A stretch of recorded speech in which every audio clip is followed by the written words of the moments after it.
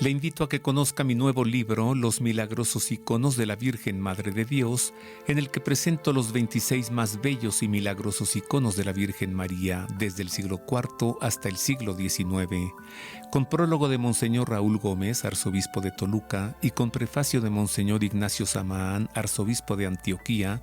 El libro describe la iconografía y la clasificación de los iconos marianos bizantinos.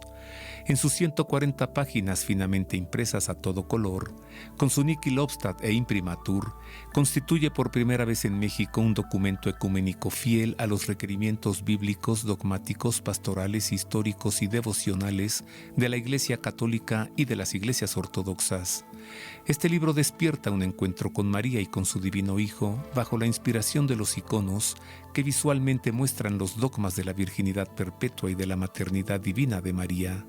Lo encuentra en la Casa de San José y en Librería Verbum. Desde 1906, el Troquel es el fabricante e importador de artículos religiosos de mayor prestigio en México. Medallas, cruces, rosarios y crucifijos italianos y nacionales. Troquelación de medallas civiles, deportivas y religiosas. Máquinas alemanas para hacer hostias, incienso, pulseras y 1000 productos más. El Troquel, en Venezuela número 50, Centro Histórico. Pedidos al 55 5702 7088 y en www.troquel.com.mx.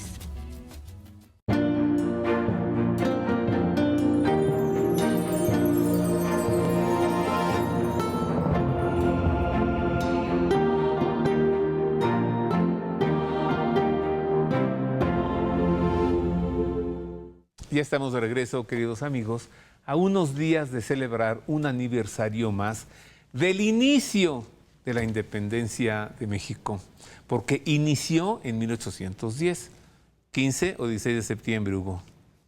Pues en 15 o 16. Sería el 15 de septiembre que lo festejan ya.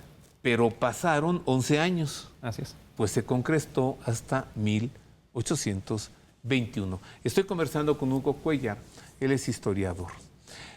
A ver, ¿por qué siempre hemos de celebrar el aniversario del inicio y no el aniversario de la conclusión? Claro. ¿Cuándo celebramos? ¿Cuando nuestros papás nos procrearon o cuando nacimos? ¿No? Sí. ¿Cuándo es mi cumpleaños? ¿El día en el que nací o el día en el que una noche de amor mis papás me procrearon? Claro. ¿Por qué hemos de estar celebrando el inicio y no la feliz conclusión? Sí, la noche cariñosa de los padres, eso será tema de ellos. Es una fiesta privada. Ahí empezó todo, ¿no? Sí, claro que sí. No, pero ya pensando justo en el nacimiento, es exactamente lo que debería de ser, ¿no? ¿Qué el festejo. día? El día 27 de septiembre de 1821. Entonces nos esperamos 2 semanas. Yo lo que sugeriría es que... Nos esperamos al 27 de septiembre. Pensamos en las dos fiestas. Tenemos una tradición que ha sido pues algo que se ha practicado desde hace casi 2 siglos, pero pensemos también, ¿no?, en esa fecha en la que sí, formalmente, se firma nuestra acta de nacimiento, el acta de independencia, ¿no?, que sería ya un día después de la llegada del ejército trigarante, el día 28 de septiembre. 27 de septiembre de 1821 se firmó el acta de independencia. ¿Quiénes fueron los firmantes? Bueno, hay una cantidad ahí enorme, que de hecho Iturbide les llamará como los padres de la patria, ¿no?, pero van a ser personajes de muy buen nivel académico, ¿no?, también dentro del clero. Por ejemplo, estará el padre Joaquín Pérez, ¿no?, quien en su momento será el presidente de las Cortes de Cádiz, ¿no?, y también va a ser uno de los que apoyará este proceso de independencia, no necesariamente sus inicios, ¿no? Pensemos que los inicios de la independencia están siendo criticados, aquellos insurgentes, precisamente porque están insurrectos bajo una revuelta violenta. La victoria, por ejemplo, de la Alhóndiga de Granaditas se llega a festejar como si fuera un enorme suceso, ¿no?, con el Pípila, etcétera, personajes que ni siquiera están referidos de manera correcta en la historia. Pero cuando tenemos ya, ¿no?, la referencia de la masacre que ocurre en Guanajuato, las medidas que toma la población, ¿no?, dentro de la Alhóndiga, que es simplemente un granero, el espacio donde guardan la comida y la resguardan pues, de cualquier tipo de rapiña, de pronto ahí la gente se apetrecha, ¿no?, trata de protegerse, ¿no?, y de pronto el mismo Miguel Hidalgo da la orden para que ocurra la masacre. Hay que de pronto repensar un poco los personajes en la historia. No necesariamente los héroes son héroes y los villanos son villanos. Sí, claro. ¿No? Es que mira, Hugo, necesitamos héroes. ¿Quién es el padre de la patria?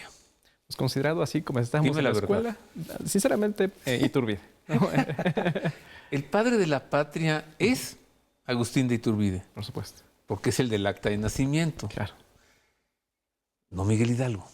así es.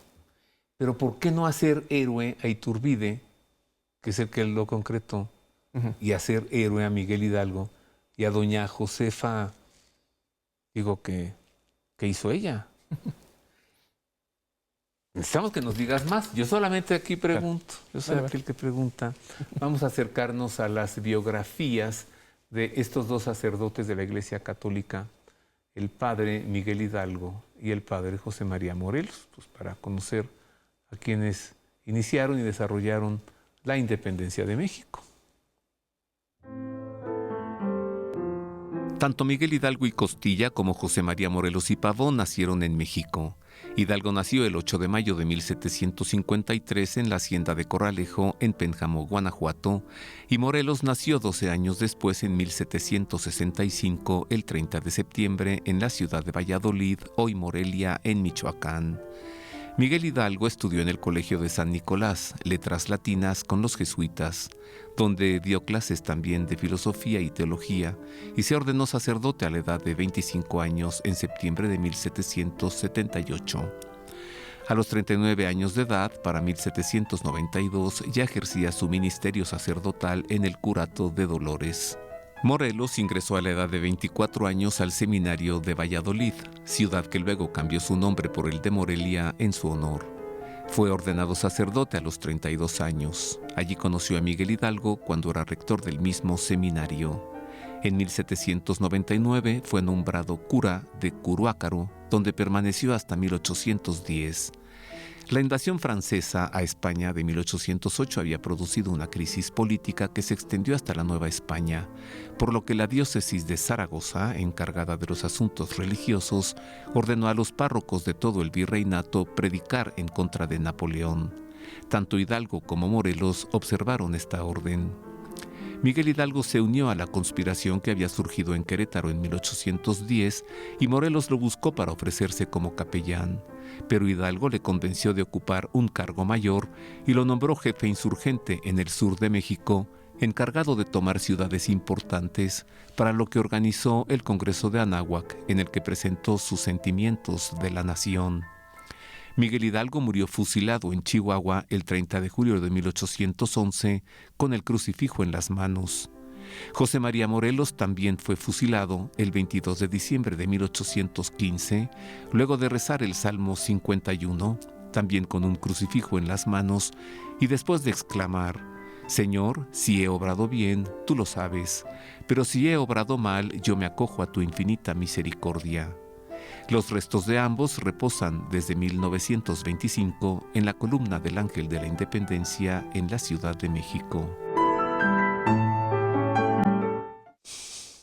Los padres de la patria. No, ya dijimos quién. Que sí, México necesitaba héroes, porque necesitaba una identidad nacional. Pero también se crea una narrativa, y ese es el problema. Al final de cuentas va a ser una narrativa pegada a la perspectiva liberal, ¿sabes? Entonces, lo que tratan de hacer de una manera muy malabarista es quitar el peso del sacerdote y ponerlo como el peso del prócer independentista. Sí. ¿Sabes? Por eso no se habla de los sacerdotes. ¿Y por qué, si hay que poner personajes que le den identidad a México, por qué se ha desdeñado la figura de Agustín de Iturbide? ¿Por qué? Porque no empata con la narrativa. Como ¿No te empata comentaba, con qué? la narrativa liberal. O sea, Iturbide entra como emperador, cuando aquí lo que se busca es una república. Entonces, el imperio no puede existir para México. Entonces, se deja de lado la historia del primero y segundo imperio. O sea, ya de por sí estaban tratando de destruir la monarquía española, como que aquí le surja una nueva, ¿no? Claro. Y es que aparte querían buscar la imitación del modelo estadounidense de república, ¿no? O sea, tienes primero la Revolución Francesa como inspiración ideológica, ¿no? Y mucho de lo que se empapa aquí en México es en Morelia. Estados Unidos también va a influir en esa otra parte. ¿Quién te gusta? Francisco Miranda, por ejemplo, ¿no? Un caraqueño de Venezuela, que se lanza, ¿no?, a buscar la independencia también de Estados Unidos. La Revolución Francesa también lucha en ella. Va a ser el tutor de Simón Bolívar como masón, ¿eh? O sea, los integra la masonería allá en Europa, Inglaterra, a los caballeros racionales. Y también Fray Servando Teresa de Mier, otro personaje bien interesante, lo va a incorporar a la logia. Otro sacerdote, Ajá. fraile. Fue fraile. Servando Teresa de Mier. Pero se secularizó. Entonces, él queda nada más como del clero secular, ¿no?, después de 1803, más o menos. Pero sí fue fraile, creo que jesuita, si no me recuerdo. Bueno, también Lutero fue fraile. Ajá. Exactamente. Y es donde les da la santidad. Sí, de hecho. Pero sí, es ahí todo un tema detrás de los personajes. ¿Sabes qué, Hugo? Pienso que el público amable que nos está escuchando ha de estar pensando, uy, ahora ya sacaron su teoría conspiracionista. Ajá. Bueno, de suyo, ¿qué no se habla de la conspiración de la Profesa? Por ejemplo. La conspiración de Querétaro. Sí. Entonces, aquí no estamos hablando de teorías conspiracionistas. Vamos a más información. Mire, es un hecho que la imagen de la Virgen de Guadalupe tuvo un impacto en el movimiento de independencia. Si no, explíqueme usted esa figura del padre Miguel Hidalgo con la imagen guadalupana. ¿En qué consiste este impacto? Mira. El movimiento de la independencia de México inició formalmente con un origen de Guerra Santa como respuesta a los embates contra la Iglesia en Europa y principalmente en respuesta a la embestida napoleónica contra la corona española, pues el célebre grito del padre Miguel Hidalgo en la madrugada del 16 de septiembre de 1810 se dirigió en favor del rey Fernando VII y de la religión, tomando como estandarte la imagen de la Virgen de Guadalupe como signo de unión entre peninsulares y novohispanos. Así, el movimiento estalló originalmente a favor del rey de España y enarbolando siempre como símbolo ideológico y social de México a la Virgen Santa María de Guadalupe. Tras la consumación de la independencia, el 27 de septiembre de 1821, don Agustín de Iturbide, al asumir el imperio mexicano, se comprometió como principio fundamental del imperio a defender y conservar la religión católica romana sin permitir otra alguna en el imperio, a no enajenar, ceder ni desmembrar parte alguna del imperio, a no tomar jamás a nadie sus propiedades y a respetar sobre todo la libertad política de la nación. La fidelidad de Iturbide a la fe le costó la vida 2 años más tarde en lo que fue la primera gran traición de su general Antonio López de Santa Anna. A partir de ese momento México dejó de ser independiente y José Miguel Ramón Adaucto Fernández y Félix, al asumir el cargo de primer presidente de México, cambió su nombre al de Guadalupe Victoria, en un significativo sobrenombre alusivo a la victoria y en clara referencia al nombre de la Virgen María de México. Es ineludible la influencia, la presencia de la Virgen de Guadalupe en el movimiento de independencia. Hugo. Gracias. Oye, a ver, ¿es cierto lo de la conspiración de la Profesa o es leyenda? Es leyenda. Ah, nunca ocurrió. No. De hecho, entra en las narrativas, ¿no?, de tratar de generar una imagen contraria de parte del Libertador, de Iturbide, y de todo este proceso de independencia que ya era muy distinto, desmarcado a la insurgencia. La insurgencia, pues sí, fue un tema de batalla encarnizada. Iturbide propone ya una independencia sin armas, ¿no? Incluso el propio Don Ojo le dirá, vamos a estar el nudo sin romperlo, ¿no? La intención realmente es generar este concepto de la unión, ¿no?, dentro de los colores de la bandera, dentro de las garantías. Era unión, decir, independencia y religión. Y religión. Así es. Entonces, en este proceso de la unidad, todos tenían que valer lo mismo frente al gobierno, ¿no?, frente al imperio mexicano. Y en ese contexto, entonces, buscará Iturbide evitar la parte encarnizada. Por eso te digo, hay un proceso completamente distinto a partir de Iturbide hasta la conclusión. Aunque dicen que es la conclusión de la independencia, ¿no?, como si fuera realmente un proceso lineal. Pero en realidad son distintos procesos. Uh-huh. ¿Tú te acuerdas el año pasado que se hicieron unos festejos con una pirámide de cartón en el Zócalo? Sí, sí, sí. ¿Te acuerdas? Sí, claro. ¿A qué nos llevó? Realmente a nada. ¿No? ¿Cómo entonces celebrar realmente algo que nos da identidad, si es que nos la da.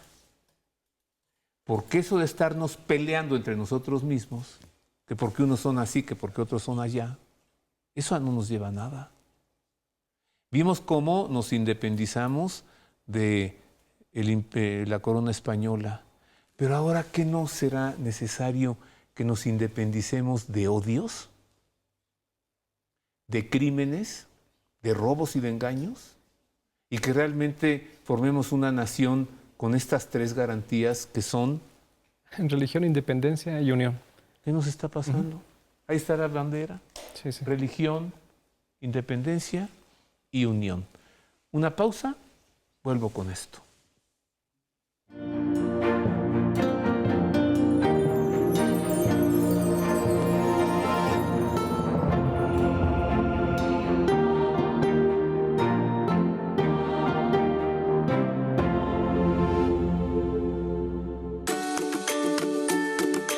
Librerías Verbum.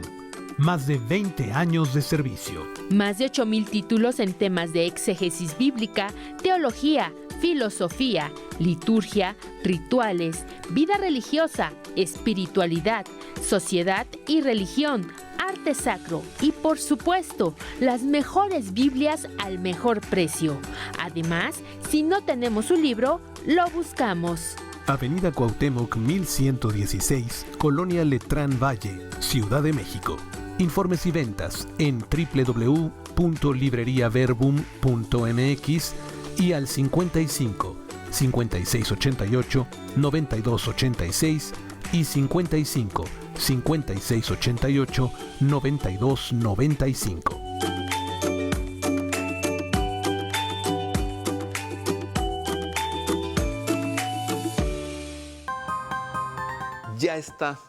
Ya está disponible en Fanflix el curso del Evangelio de San Marcos que imparte un servidor.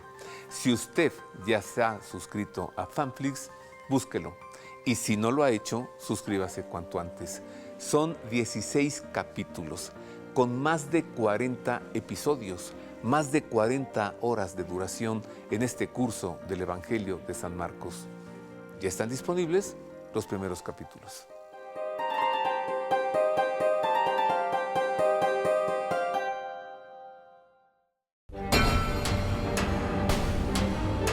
Universidad Pontificia de México. Fundada en 1553, es la Universidad del Papa y de los Obispos de México. Licenciaturas en Teología, Filosofía, Derecho Canónico, Derecho Civil y Ciencias Religiosas. También maestrías y doctorados. Además, diversos diplomados y cursos en espiritualidad y humanismo. Informes en www.pontificia.edu.mx o al 55 55 73 0600.